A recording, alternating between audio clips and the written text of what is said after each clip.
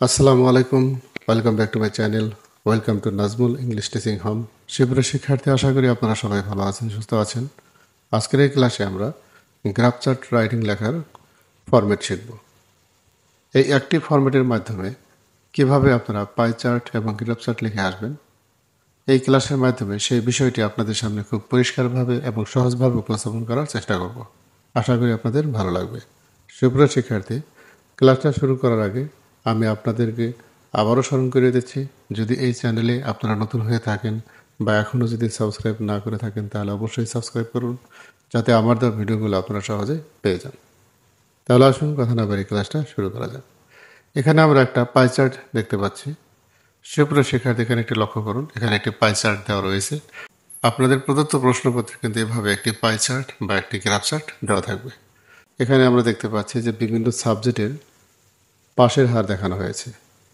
সাবজেক্টের সংখ্যা হলো 4টি, সেটা হলো বাংলা, ইংলিশ, ম্যাথমেটিক্স এবং সায়েন্স। তাহলে আমরা কিন্তু যখন গ্রাফ চার্ট রাইটিং করব, তখন আমরা এই গ্রাফের যে ইমেজটা রয়েছে, কোন টপিকের উপর এবং কোন বিষয়ের উপর লিখতে বলা হয়েছে, সেই বিষয়টা কিন্তু আমরা ভালোভাবে লক্ষ্য করব। দেখুন, এখানে পাসিং রেটের মধ্যে রয়েছে সর্বোচ্চ বাংলা, তারপর ইংলিশ, তারপর ম্যাথমেটিক্স, সর্বশেষ রয়েছে সায়েন্স, অর্থাৎ 74%। এটা হলো সবচেয়ে কম। এই কথাগুলোই আমরা আমাদের মতো করে নিজের ভাষায় উপস্থাপন করব। এটা লেখার আগে দেখুন, একটা প্রদত্ত প্রশ্ন দেওয়া থাকবে। এই গ্রাফ চার্টের উপরে একটা প্রশ্ন লেখা থাকবে, সেটা হলো look at the following pie chart, it shows the passing rates of different subjects of school in the SSC examination, describe the chart in your own words. অর্থাৎ নিচের পাই চার্টের দিকে তাকান। এসএসসি পরীক্ষায় একটি স্কুলে বিভিন্ন বিষয়ের শতকরা পাসের হার দেখানো হয়েছে। Describe the chart in your own ওয়ার্ডস। তুমি তোমার নিজের ভাষায় চার্টটি বর্ণনা করো। এই ধরনের কিন্তু একটা প্রশ্ন উল্লেখ করা থাকবে এবং একটি ইমোজও দেওয়া থাকবে। তাহলে প্রশ্ন হচ্ছে যে আপনারা গ্রাফ চার্টটা কীভাবে লেখা শুরু করবেন। আমি এখানে 1, 2 এরকম সিরিয়াল করে দিয়েছি। আপনি প্রথম বাক্যটা 1 নম্বর বলতে এখানে বোঝানো হয়েছে প্রথম বাক্যটা। আপনি প্রথম বাক্যটা কীভাবে লিখবেন? দেখুন, শুরুতে লিখবেন দ্য গ্রাফ অথবা পাই চার্ট। প্রদত্ত প্রশ্নপদে যা উল্লেখ থাকবে তাই লিখবেন। যদি লেখা থাকে গ্রাফ, তাহলে গ্রাফ লিখবেন। যদি লেখা থাকে পাই চার্ট লিখবেন। ওই গ্রাফ চার্ট পাই চার্ট লেখার পর তারপর লিখবেন শোস। দেখুন, আমি লিখেছি the graph public pie chart shows, তারপর ফুল স্টপ পর্যন্ত। অর্থাৎ আপনি এখান থেকে শুরু করে ঠিক এক্সামিনেশন এই পর্যন্ত এখানে আপনি লিখে ফেলবেন। দেখুন, আমি একটা উদাহরণ দিয়েছি। The graph chart pie chart shows passing rate of different subjects of a school in the SSC examination. তারপর 2 নম্বরে লিখবেন there are subject matters in the graph or chart. এখানে কি রয়েছে দেখুন, সংখ্যা। আমরা কিন্তু আগে উল্লেখ করেছি যে এখানে চারটি বিষয়ের পাশের হার দেখানো হয়েছে। তাহলে দেয়ারের জায়গায় 4টি সংখ্যা, তাহলে এখানে সংখ্যার জায়গায় কি লিখবেন? 4 লিখবেন। তারপর যা আছে তাই লিখবেন। আমি এক্সাম্পল দিয়েছি, দেখুন দ্বিতীয় লাইনটা এভাবে লিখবেন there are 4 subject matters in the graph or chart. তার তৃতীয় নম্বরটা লিখবেন হলো দিস টপিকস আর। আমরা কিন্তু উপরে দেখতে পারলাম যে এই টপিকগুলো কী কী। এখানে কিন্তু 4টি টপিকের কথা বলা হয়েছে, সেটা হলো কি বাংলা, ইংলিশ, ম্যাথমেটিক্স এবং সায়েন্স। দেখুন 3 নম্বর লাইনটা লিখবেন ঠিক এইভাবে। 3 নম্বর লাইনটা ঠিক এভাবে লিখবেন দিস টপিকস আর। যে বিষয়ের উপর লিখতে বলা হয়েছে সেই টপিকগুলো উল্লেখ করবেন এভাবে, this topics are Bangla, English, mathematics and science. Number 4, the graph chart or pie chart shows the highest number of passing, দেখুন এখানে কাজের নাম লিখেছি, students in Bangla and it is 90%। এই টপিক্সের জায়গায় দেখুন, এই টপিকের জায়গায় লিখলাম বাংলা এবং পার্সেন্টেজ বাংলায় কত পার্সেন্ট ছিল? 90%। তাহলে লেখাটা হলো the graph or pie chart shows the highest number of passing the students in Bangla and it is 90%. তারপর লিখবেন on the other side it shows the lowest number. এবার লিখবেন সেটা হলো সর্বনিম্ন অংশটা উল্লেখ করবেন। অফ অর্থাৎ এখানে কাজের নাম লিখবেন, যেমন এখানে লিখতে হবে পাসিং, তারপর স্টুডেন্টস লিখতে হবে, ইন টপিক অর্থাৎ সর্বনিম্ন কোন টপিকে পাস করলো, অ্যান্ড ইট ইজ এবং সেটা কত পার্সেন্ট, ঠিক এভাবে লিখবেন।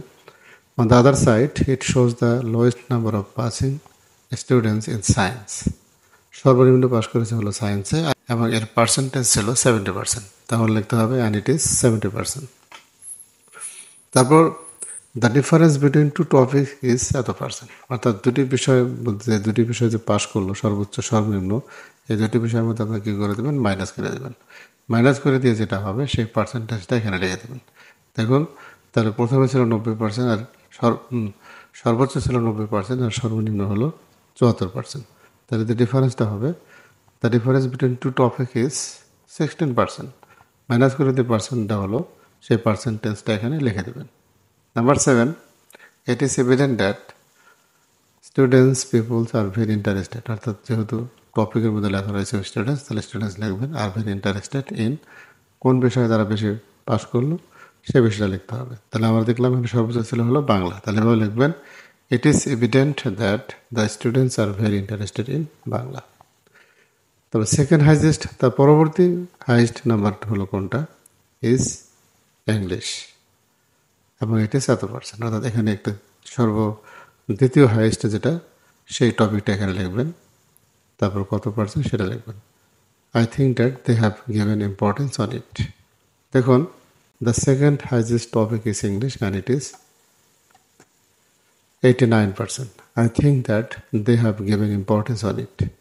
দেখুন ইংলিশে তারা কিন্তু দ্বিতীয় স্থান অধিকার করেছে। তারপর নাম্বার 9 হলো the topic that stands third position is. এবার আমরা দেখবো যে পাশের দিক থেকে থার্ড পজিশন কোন বিষয়টা রয়েছে সেই বিষয়টা কিন্তু আমাকে এখানে লিখতে হবে, তারপর ইট ইজ এখানে পার্সেন্ট লিখতে হবে। The topic that stands third, আমরা জানি যে ম্যাথমেটিক্স হলো তৃতীয় পর্যায়ে অ্যান্ড ইট ইজ 87%।